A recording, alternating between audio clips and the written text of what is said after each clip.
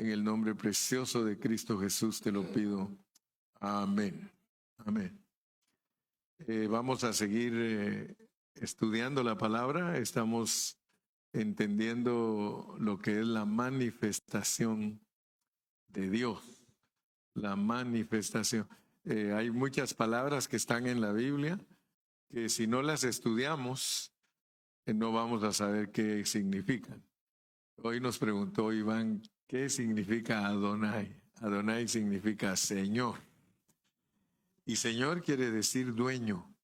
Cuando usted le dice ayúdame Señor, lo reconoces como el dueño de todo el universo, el dueño de ti, todo. Él es como Señor, Él es dueño, a Él le pertenecen todas las cosas. Entonces, estamos ahorita en 2 versículos que nos deben de impresionar. Estamos en los versículos 15 y 16 de Primera de Timoteo. Primera de Timoteo 3. Vamos a ir a ellos porque ahí fue donde nos quedamos en el último mensaje y vamos a pedirle a Dios que nos dé entendimiento. Dice Pablo le dijo a Timoteo, para que si tardo, sepas cómo debes conducirte en la casa de Dios, que es la iglesia de Dios, del Dios viviente, columna y baluarte de la verdad. Oigan ustedes, porque esto es importantísimo entenderlo. La iglesia del Dios viviente, que es la casa, esa verdad es una columna y baluarte.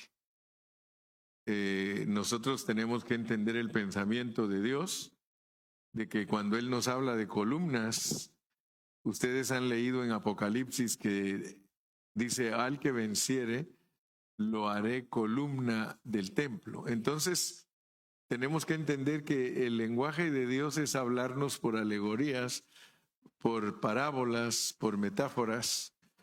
Entonces, si le ponemos atención a eso que es tipología, nosotros vamos a captar lo que Él nos quiere decir. Ese es el lenguaje de Dios. La Biblia es el lenguaje de Dios y por eso debemos orar para que Dios nos dé entendimiento, porque eso es lo que significa que la palabra está encriptada. La palabra de Dios está encriptada, quiere decir que no cualquiera la puede entender, sino que tenemos que orar para que Dios abra nuestro entendimiento, nuestros ojos, y que Dios levante ministerios que nos ayuden a entenderla, porque si no hay ministerios que tomen la responsabilidad de enseñarla bien, entonces nosotros vamos a vivir siempre muy cortos en la revelación de Dios. Pero gracias a Dios que yo, por lo menos cada vez que vengo a presentarme delante de ustedes, he orado y le he pedido a Dios que me ayude.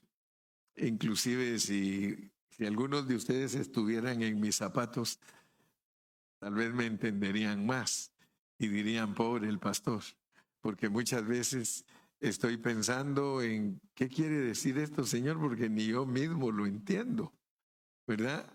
Y me pongo a rogarle y a pedirle que me ayude para descifrarlo y luego pues explicarlo para que sea de bendición para ustedes. Se me pasó mi hermana Élida, mire ahí está la hermana Élida. Ella viene a visitarnos desde Arvin. Dios la bendiga, hermana Élida. Ya se vino a pasar la Navidad para acá. Sí, qué bueno, qué bueno. Así que la vamos a ver por aquí. ¿Raúl vino también?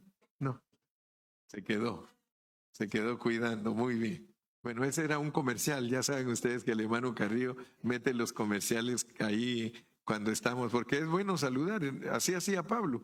Ustedes se dan cuenta que él tenía unas revelaciones profundísimas y de repente dice, y salúdame a Marcos, dice, que es un hermano precioso en la obra, y salúdeme a este y aquel. De hecho, Romanos, después de darnos una revelación tan profunda, un capítulo entero de solo saludos, hermano, lo cual significa entonces que saludarnos es muy saludable, valga la redundancia, saludarnos es muy saludable. Entonces, volviendo a nuestro preámbulo para poder discernir hoy lo que vamos a hablar, fíjense que la iglesia del Dios viviente, que es la casa de Dios, dice que es columna y baluarte de la verdad. Ahora, nosotros tenemos que saber que cuando en la Biblia se habla de la verdad, pues todos sabemos que la verdad es Jesucristo. La verdad es Dios. Entonces tenemos que ponerle mucha atención a los contextos, porque este versículo nos está preparando para el 16. Si no tomamos en cuenta este versículo para interpretar correctamente el 16, entonces no vamos a entender el hablar del Espíritu. Miren el 16 como dice, pero no se olviden de este. E indiscutiblemente grande es el misterio de la piedad. Dios fue manifestado en carne. Por eso les decía que ahorita estamos estudiando la manifestación de Dios, porque estudiamos sus atributos, su beneplácito, que gracias a Dios lo entendimos. El beneplácito de Dios es tener muchos hijos gloriosos. Entonces, ese es el buen placer de Él. Pero después de entender el buen placer de Él, entonces entendemos que Él se manifestó en carne. Podemos hablar de las otras líneas, porque cuando Dios se manifestó en carne, significa que Él no se había dado a conocer en carne, se manifestó.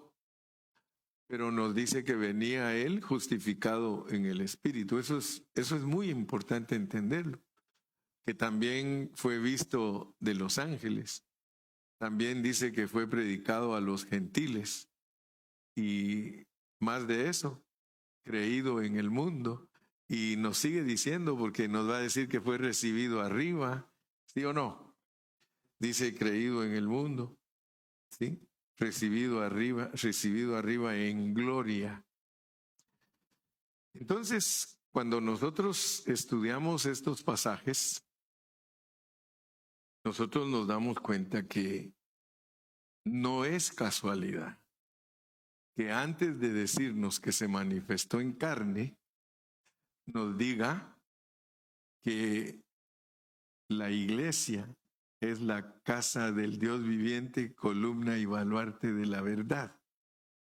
Noten entonces que nos está preparando y diciéndonos que esta verdad que es la iglesia y que es columna y baluarte, yo no sé si ustedes se han dado cuenta cómo es un baluarte.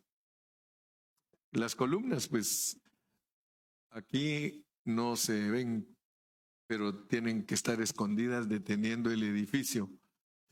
En este caso, esas que están ahí deteniendo el techo no son las columnas. Las columnas tienen que estar en las paredes, porque las paredes sostienen todo el edificio. Entonces, las columnas que detienen el edificio es la verdad, dice la Biblia. Dice las columnas, columna y baluarte de la verdad.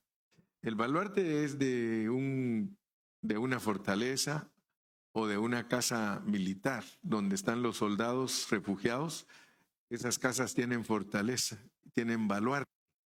El baluarte, si ustedes se dan cuenta, es la parte que le ponen salida. Está salida del edificio.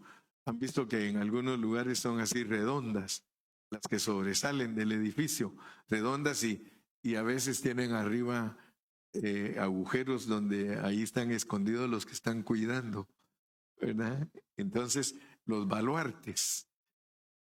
Y dice entonces la palabra de Dios que la iglesia es columna y baluarte de la verdad, e inmediatamente enseguida nos dice que indiscutiblemente grande es el misterio de la piedad. Dios fue manifestado en carne.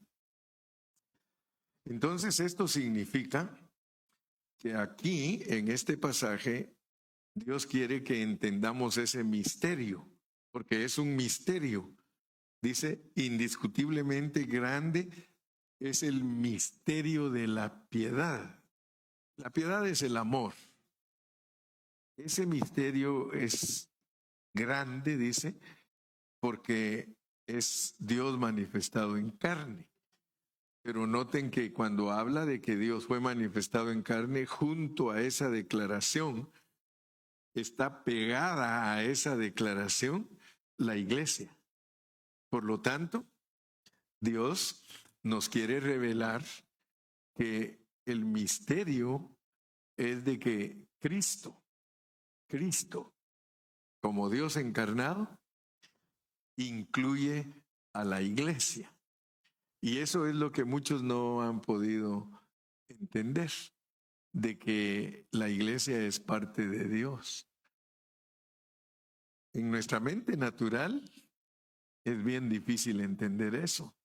Por eso hay mucha enseñanza errónea, porque no puede la mente natural discernir que nosotros somos parte de Dios. Pero sin embargo, la Biblia es clarísima y la Biblia dice que nosotros somos el cuerpo de Cristo. Y si somos el cuerpo de Cristo, gracias a Dios que estuvimos estudiando los atributos de Dios, porque cuando hablamos de la plenitud, ¿se recuerdan ustedes que hablamos de la plenitud? Que la plenitud no son las riquezas. Las riquezas son un atributo de Dios, pero la plenitud es la expresión de las riquezas. Entonces, cuando Él se expresa por medio de su plenitud y expresa todas las riquezas que Él tiene. Entonces, gracias a Dios que podemos ver que ese misterio es la encarnación. Pero eso demanda de nosotros una responsabilidad bien grande, porque cuando la iglesia entiende que es parte de Dios, entonces usted puede ser que si lo ve, usted va a recapacitar. La Biblia, para muchos, cuando la leen, ellos solo ven historias, ven mandamientos, ven reglas, ven estatutos, pero no ven lo que está escondido debajo de todas esas letras. Debajo de todas esas letras hay algo que es superior, y es que Dios pasó por un proceso para venir a la tierra y pasó por la encarnación, por el vivir humano de 33 años y medio, por la muerte en la cruz, por la resurrección, y luego cuando resucitó, leemos que se sopló en los discípulos, y después que se sopló, vimos que dijo, no me toquéis porque no he subido. Luego sube al trono con el Padre, y luego que se presenta en el trono, Él se presenta como el sacrificio perfecto.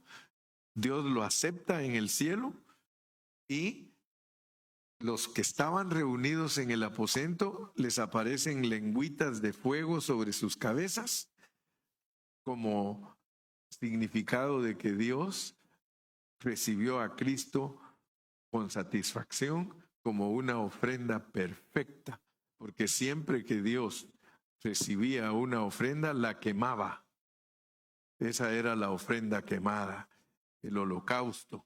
Entonces, todos los pasos que pasó Dios para venir a ser el Espíritu Santo y entrar en las personas y estar sobre las personas, si un cristiano no alcanza a ver eso, entonces no va a entender que está mezclado con Dios. Y Dios pone infinidad de enseñanzas para que nosotros lo podamos entender, porque Él pone la enseñanza de Adán, que lo hace del barro y que lo sopla. y luego pone la enseñanza en el Nuevo Testamento de que después de resucitado él atraviesa un cuarto y ahí están los discípulos escondidos por miedo a los judíos y sopla en ellos y les dice: recibid el Espíritu Santo. Pero es muy importante que usted sepa todo esto que le está explicando el pastor, porque si no, usted no va a entender qué es lo que realmente Dios está haciendo. Entonces, cuando él se sopló en resurrección en los discípulos, es lo mismo que hizo cuando se sopló en Adán, solamente que en Adán se sopló Dios como un individuo que tenía dentro de él a todos los hombres que iban a nacer. Y eso es netamente humano. Él es un alma, pero el Señor se sopló en 11 para que usted y yo entendamos que en el Nuevo Testamento es un cuerpo, ya no es un individuo, pero se repite la misma acción. Allá se sopla en la nariz de un solo hombre humano, físico. Aquí se sopla en un cuerpo, 11 hombres representando el cuerpo de Cristo y él dándoles el soplo divino. Esos por fuera eran de barro, igual que Adán, pero cuando Dios entró en ellos, ya no eran simples vasos de barro, eran vasos de barro con Dios adentro de ellos. Por eso dice Romanos que en vasos aparentemente vasos de barro, pero con una gloria por dentro. Ahora, noten pues, porque eso que les estoy explicando ahorita es básico, porque eso tiene que ver con la manifestación de Dios. Dios manifestado en carne, pero ya no es solamente Él como cabeza, sino que ahora Él, al soplarse dentro de los apóstoles, dentro de los discípulos, se volvió el cuerpo de Cristo. Entonces ya había una cabeza y un cuerpo. Ahora, hay algo bien tremendo, porque los cantos, los hermanos durante toda la historia han hecho cantos, y hay cantos que dicen que Cristo es el capitán. Y la realidad es esa, que Él como cabeza es el capitán y Él va delante de todos nosotros. Pero ahora tenemos que entender nosotros por qué tuvo Dios que hacer todo ese proceso. ¿Por qué Dios tuvo que pasar por ese proceso? Tuvo que pasar por ese proceso porque nosotros no somos simples. Usted es espíritu, no es solamente un humano, sino que usted, dentro de usted, tiene un órgano que se llama espíritu. No estoy hablando del Espíritu Santo, estoy hablando del órgano que Dios nos dio, que se llama espíritu. Por eso es que nosotros tenemos espíritu, alma y cuerpo. Ese órgano que Dios nos dio, oigan bien, se inicia como órgano, porque es para recibir algo. Por eso, si usted se da cuenta, mire cómo es usted, cómo soy yo. Si nos quitan las piernas, si nos quitan los brazos, somos unas botellitas. Dicen amén. Somos una botellita. ¿Por qué nos hizo Dios así? Porque somos para contener algo. Dios nos hizo para contenerlo a Él. Y por eso es que dice la Biblia que el que se une al Señor, un espíritu es con Él, porque desde el mismo momento que usted y yo creímos en el Señor, desde ese momento estamos identificados con un plan eterno y definido que hizo Dios en la eternidad. Entonces nosotros venimos con tratos desde la eternidad. Ninguno puede venir a la iglesia y ser una persona que ahí está el domingo, ahí está el martes, ahí está el viernes, siempre cantando, está en su casa leyendo la Biblia. está oyendo cantos, de repente se le chisporrotea ahí una de Cornelio Reina, pero luego la cambia y que se le chispoteó por allá al otro el heavy metal pesado y ay Señor, eso no es lo mío, pero nosotros tenemos que ver con Dios. O sea que nosotros tenemos un arreglo divino, y para eso se manifestó Él. Por eso ustedes oyen o leen en la Biblia que cuando Él vino a Israel, dice que estando ahí en Jerusalén, Él vino a buscar las ovejas que se habían perdido. Entonces el problema de la mayoría de cristianos es que no sabe en dónde se perdieron las ovejas. Porque Él habla de 2 rediles en el capítulo 10 de Juan. Habla del redil de las ovejas de Israel y habla de tengo otras ovejas que no son de este redil y somos nosotros. Porque ya cuando uno va estudiando la Biblia profundamente, uno aprende a discernir cómo es que está compuesta la esposa de Cristo, la esposa de Dios. Al principio a Israel le llama su esposa, pero en el Nuevo Testamento la esposa es la iglesia. Entonces quiere decir que tenemos que pedirle a Dios que nos abra el entendimiento porque Él usa esposas para hablar de nosotros. Por ejemplo, a Abraham lo pone con 3 esposas. Lo pone con Sara, con Agar y con Sétura. Pero nosotros tenemos que entender, y por eso es de que a veces nosotros honramos más la doctrina moral que la doctrina espiritual, ¿verdad? Porque en la doctrina moral muchos tienen miedo, dicen, ay, ya me divorcié, no me voy a volver a casar porque ya la regué, ¿verdad? O sea que, pues, claro que en el matrimonio hay ciertos secretitos, ¿verdad? Que Dios tiene escondidos, pero vamos a leer unos versículos para que ustedes vean que la esposa del Señor, porque es la iglesia y de ella es la que estamos hablando. Primero que todo quiero que entiendan cómo presenta Dios a su esposa. La presenta con una esposa número 1 y a veces, por ejemplo, Jacob tuvo 4 esposas. Abraham aparece con 3. Pero siempre el Señor honra a la número 1.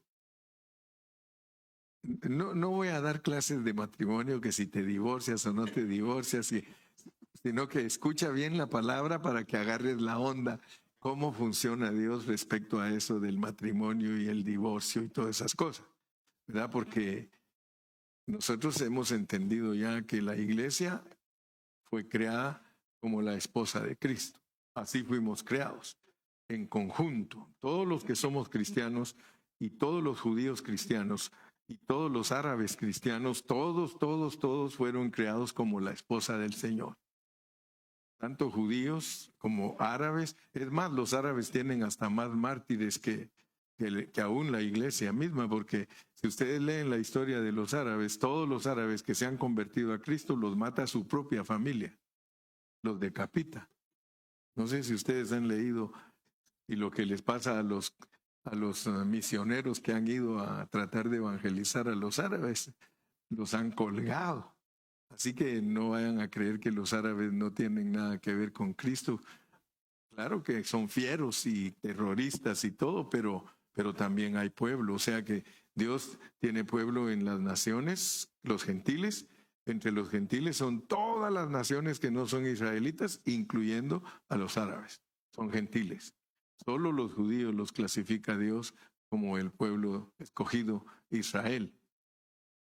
Pero entendamos la esposa, pues vayamos a Efesios capítulo 5 y vamos a leer desde el versículo número 25 y vamos a ir despacio. Ya saben que a mí me gusta hablar la palabra de Dios. La palabra de Dios es la que me gusta hablar.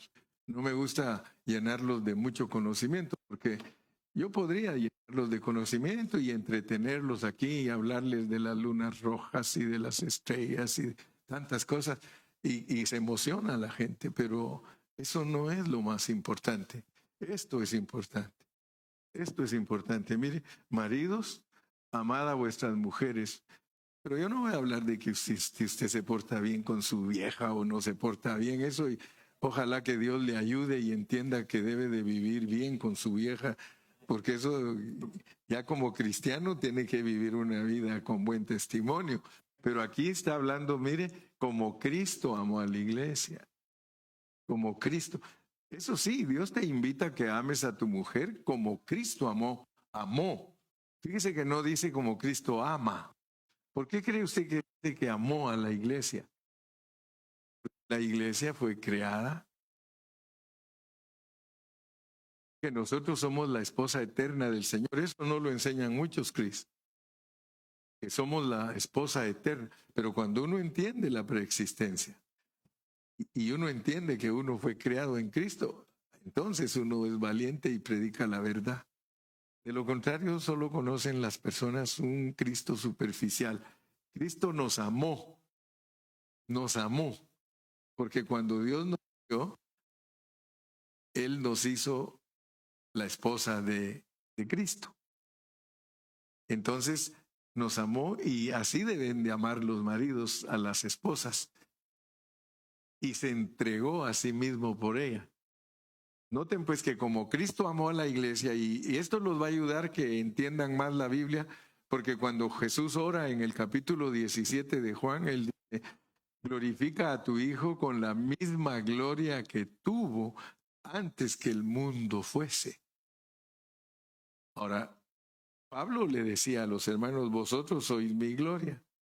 Pues Cristo te dice a ti y a mí que nosotros somos su gloria, somos su esposa. Somos su esposa. Sigamos leyendo 26. Para santificarla, habiéndola purificado en el lavamiento del agua por la palabra, sigamos, a fin de presentársela a sí mismo. Mire, una iglesia que ahora nosotros perdimos la gloria.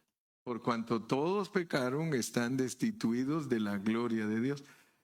Pero nosotros fuimos creados gloriosos, porque si fuimos creados en Cristo, Él mismo dice, glorifica a tu Hijo con la misma gloria que tuvo antes que el mundo fuese. Él habla ahí, Señor, no ruego por el mundo, yo ruego por estos, porque tuyos eran y tú me los diste. Y de solo se perdió, porque nosotros no fuimos llamados para perdernos. Así que usted y yo somos dichosísimos. ¿Por qué? Porque a nosotros nos creó para buenas obras, nos creó para que lo honráramos. Entonces, ahorita solo estoy dando que entendamos, parece que ya la batería se le está queriendo ir. Una iglesia gloriosa que no tuviese mancha ni arruga, ni cosa semejante. ¿Por qué quiere Dios eso? Porque eso éramos nosotros. Eso éramos, nosotros éramos la esposa gloriosísima del Señor. La esposa gloriosísima.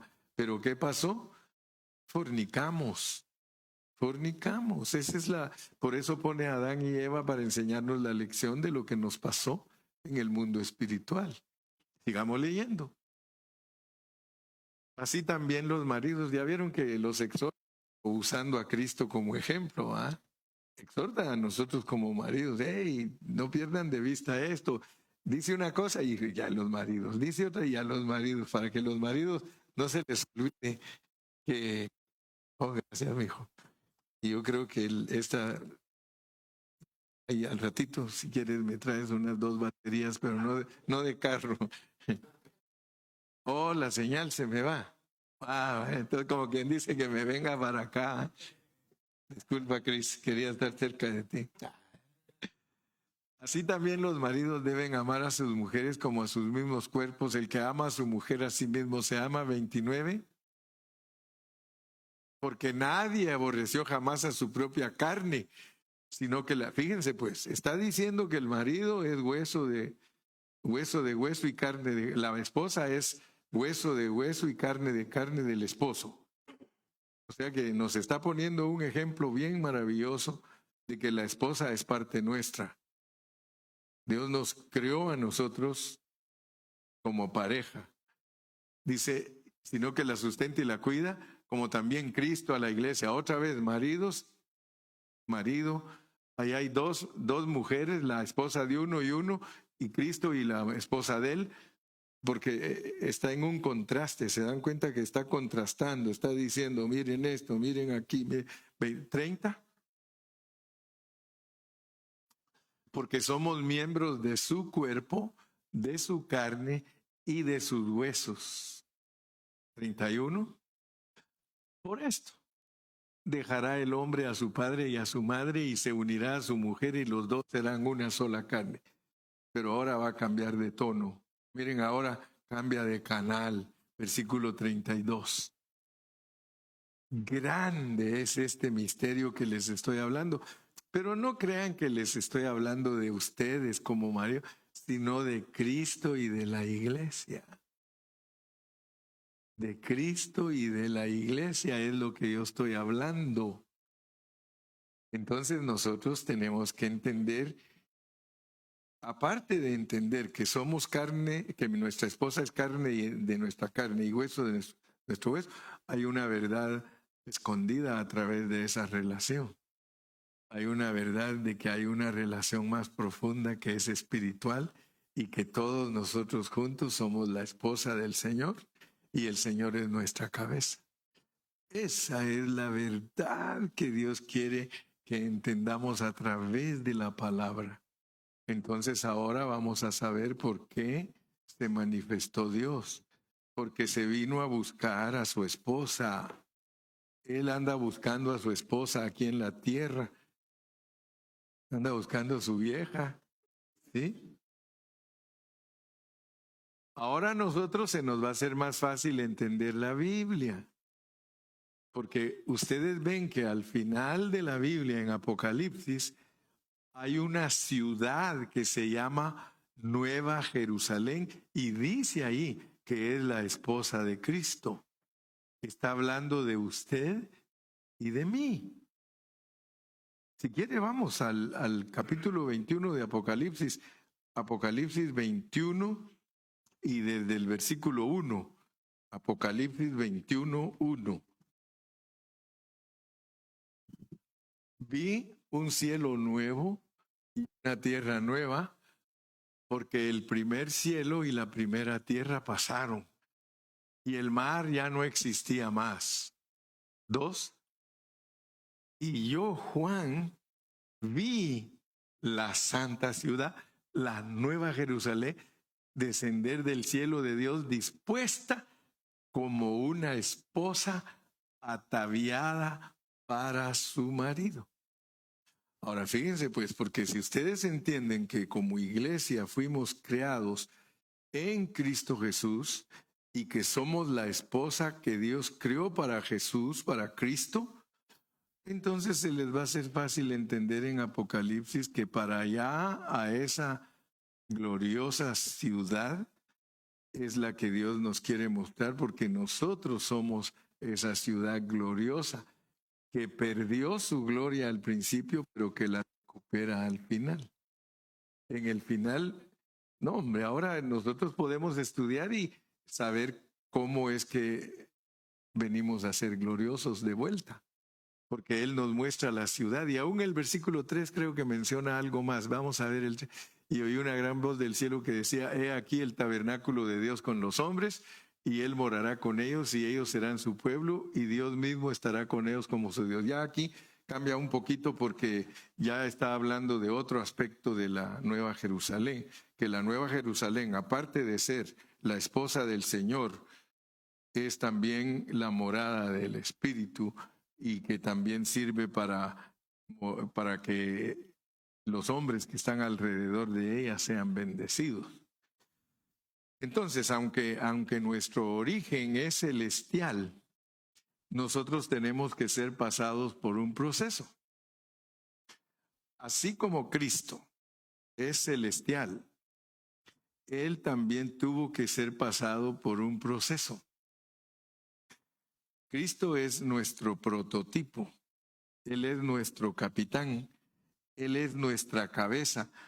Todos nosotros somos celestiales creados en Cristo Jesús. Ahí nos pones Efesios 2:10, que es el versículo de oro para los cristianos. ¿Sí? Nosotros los cristianos tenemos que saber que este versículo es de oro, hermano. Oro puro. Hechura suya, creados en Cristo Jesús. Mire, creados en Cristo Jesús, esas 4 palabritas, creados en Cristo Jesús. Creados en Cristo Jesús. Creados en Cristo Jesús. Yo, usted, la iglesia fue creada en Cristo Jesús. Entonces, eso nos abre nuestro entendimiento. Porque cuando ya usted entiende que usted fue creado en Cristo Jesús, va a entender la primera parte del versículo. Usted fue hechura en Adán. En Adán Dios lo hizo a usted, pero en Cristo lo creó. Y eso es lo que nos debe de ayudar para entender lo que Dios quiere lograr, porque aunque somos celestiales, aunque nuestro origen es haber estado al lado de Dios con nuestro marido, esa gloria la perdimos. Romanos 3:23. Romanos 3:23. Romanos 3:23. Por cuanto todos pecaron y están destituidos de la gloria de Dios.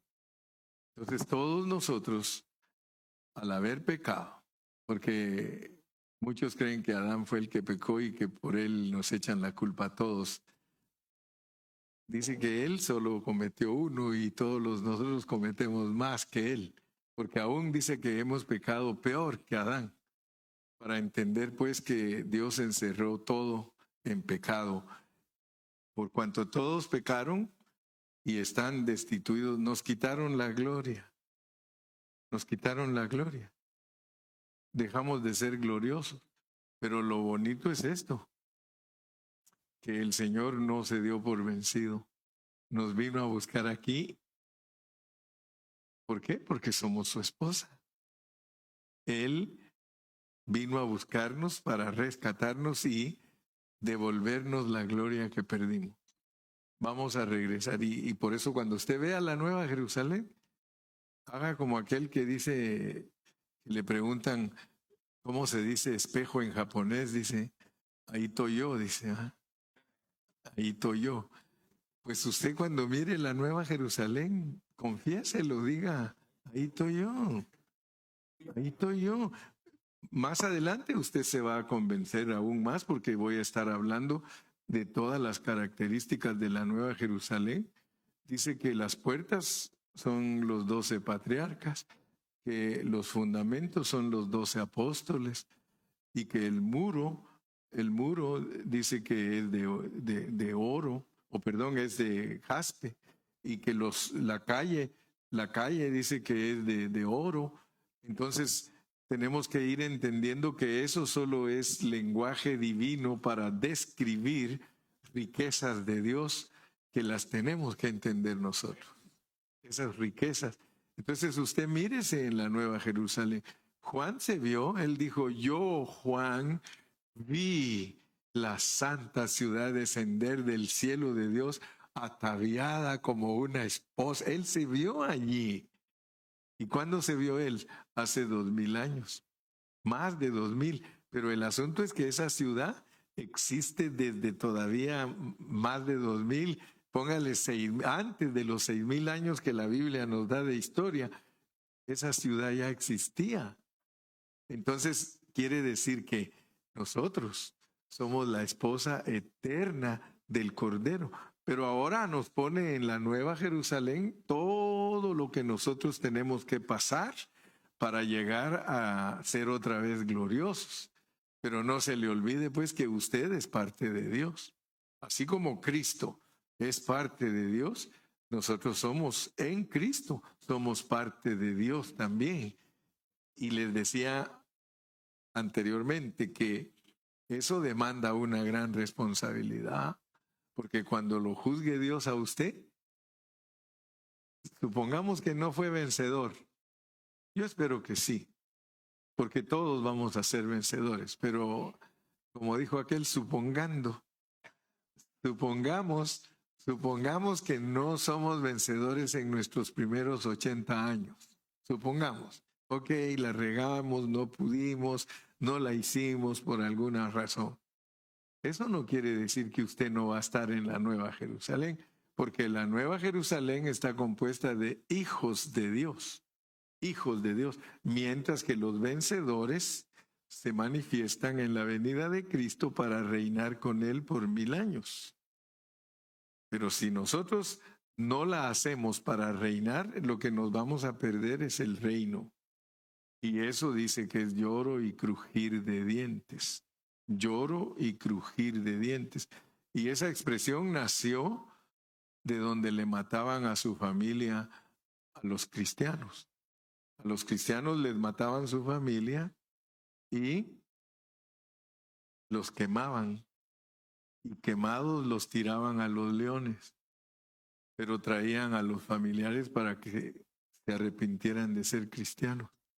Les decían, miren, si ustedes siguen siendo cristianos, les va a pasar igual que ellos. Y tostados, dorados, los tiraban a los leones y los leones estaban crujiendo los dientes, comiéndoselo y los otros llorando. Esa es la figura que usa para decirnos que el no reinar con Cristo va a tener esa clase de reacción en nosotros. Imagínese que cuánto ama usted a sus hijos. ¿Usted le gustaría que a sus hijos los quemaran en un comal y tostaditos se los echen a los leones y luego que usted lo esté viendo? ¿Cómo se sentiría? Dice que era lloro, y se oían el crujir de los dientes de los leones comiéndose a las víctimas.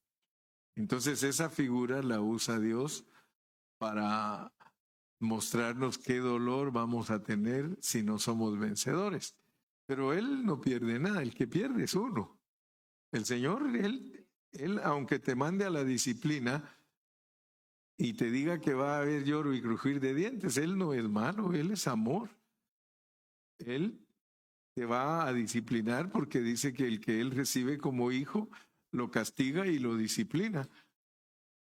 Pero al final sales de la disciplina, sales del lloro y el crujir de dientes, y dice la Biblia que estás en la Nueva Jerusalén como hijo de Dios, de oro puro. Entonces, la realidad es esta, que Dios simplifica su propósito y lo pone que si tú quieres ser un vencedor, tienes los medios para hacerlo ahorita, y si no, de todas maneras tienes los medios para ser vencedor, solamente que en el reino, en el milenio, la disciplina dispensacional ya no es que voluntariamente te rindes, no, que debido a que Él te escogió y te predestinó, Él no puede ser burlado ni puede perder, tiene que honrar su palabra. Él juró cuando dio la promesa, Él juró. Y como Él juró, entonces dice, lo siento chatito, pero como no te dejas de buena manera, pues yo te tengo que tratar durito, y aunque te duela un poquito y vayas ahí, y el Señor dice, pero yo sé lo que estoy haciendo contigo. Y entonces el Señor te va a poner en la Nueva Jerusalén. Ningún cristiano se pierde, ninguno. Eso de que enseñar que la salvación se pierde, que no se pierde. Mire, ayer yo llegué a donde me arreglan las llantas y hay un hermano ahí, 2 hermanos cristianos ahí. Y tal vez me van a ver lo que voy a decir, ¿verdad? Porque les compartí y me dijeron, ay, queremos oír los mensajes que usted predica. Ok, entonces en cierta manera lo exhorté, porque me dice, usted es pastor, ¿verdad? Sí, le digo, por la gracia de Dios. Dice, ¿y usted qué cree? ¿Es pagana la Navidad? Así me dijo. Si me está oyendo, Dios lo bendiga, porque con amor lo traté y todo. Le digo, mira, dedícate a predicar las gloriosas bendiciones de Cristo y no te pongas a hablar de, mira, cada año lo mismo. En diciembre, todos los cristianos legalistas, leo, diciendo que la Navidad es pagana. Cada año, esas son modas, le digo, porque las modas vienen por los años, leo, y esas van a desaparecer. Mejor preocúpate, le digo, por madurar. Porque según yo veo, le digo, eres un niño en Cristo que preguntas.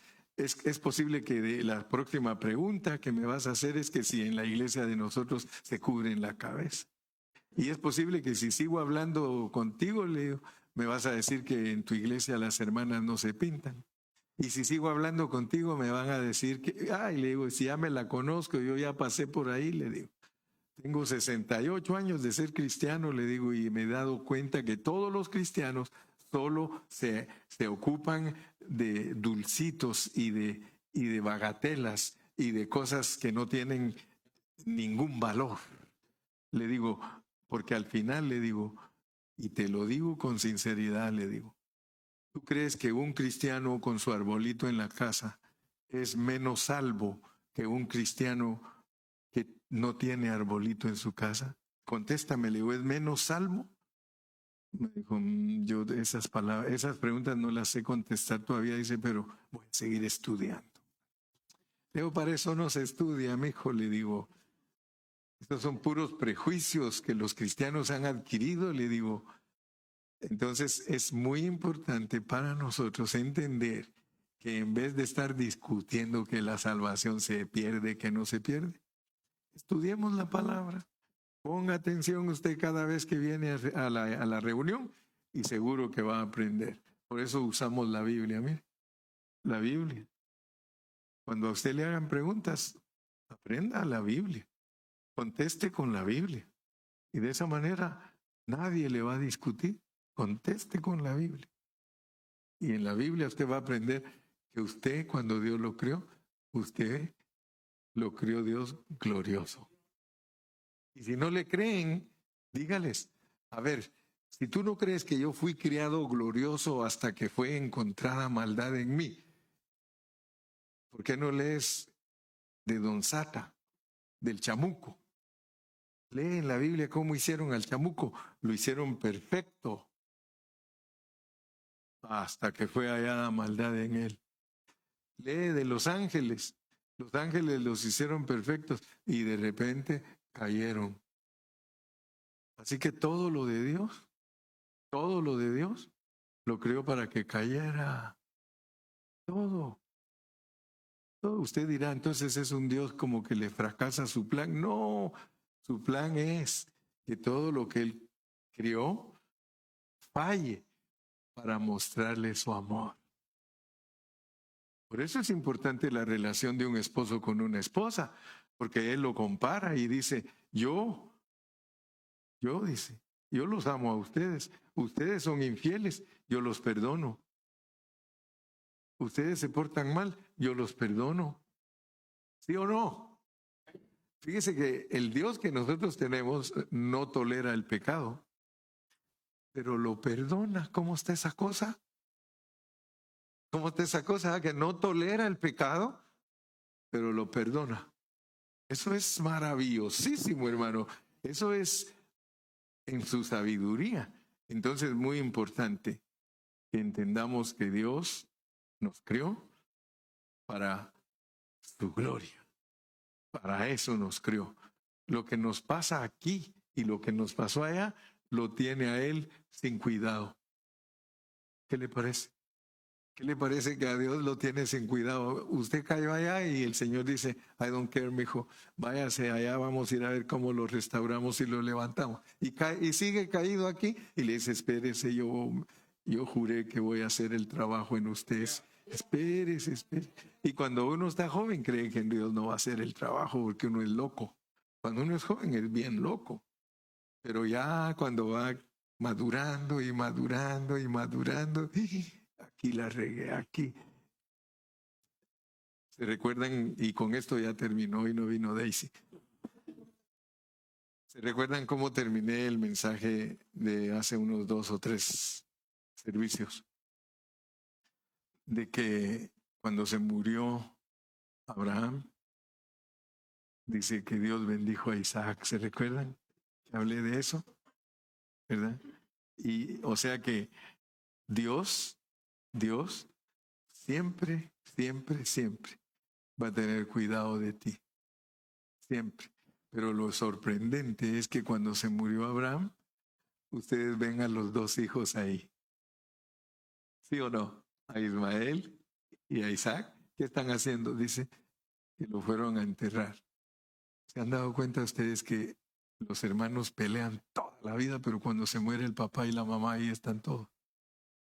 Y hasta a veces, perdóname. Yo me acuerdo cuando se murió mi mamá, uno de mis hermanos dijo, hoy vamos a ser más unidos que nunca. Pura mentira. Solo se murió mi mamá y a las 2 semanas ya ni supe ni a dónde andan, ni qué hacen, ni...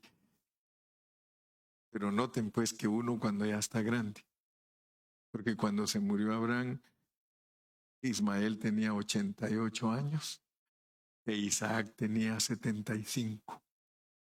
Cuando uno ya está grande, uno se reconcilia con todo el mundo. Usted puede ser que ahorita ande por ahí con algunos de sus rencores todavía de su papá, de su tío, de su primo que le hicieron daño y todavía tal vez ni lo ha perdonado.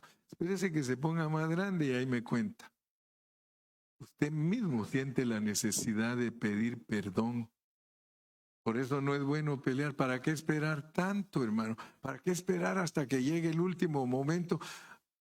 Hasta que ya uno mira el cadáver de la mamá y mira el cadáver del papá, se reconcilia con sus hermanos. Ay, Dios.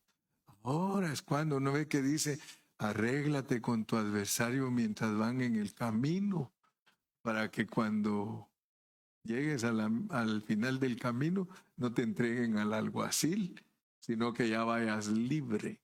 ¿Se acuerda usted de Jacob? Jacob y sus hermanos.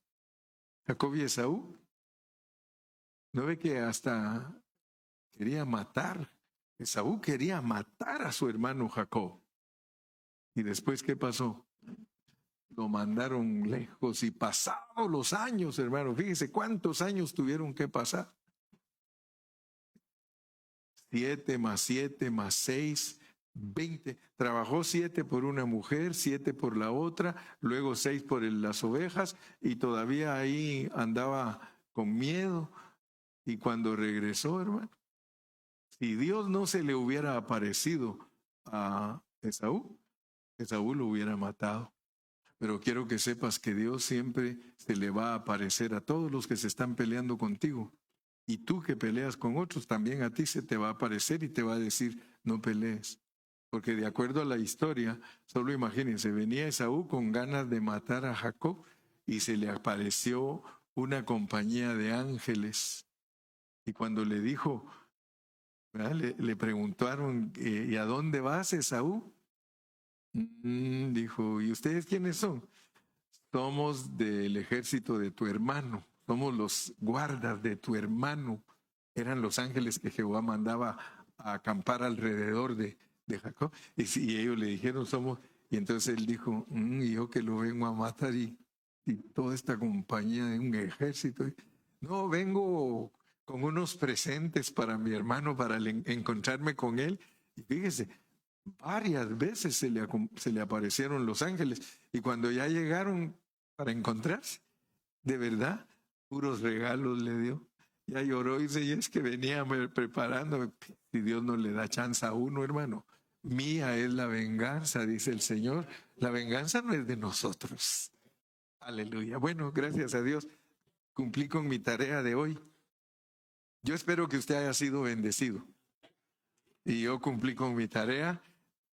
Aunque nuestro origen es celestial, debemos pasar por un proceso. Ahí nos quedamos y el domingo vamos a empezar a hablar del proceso del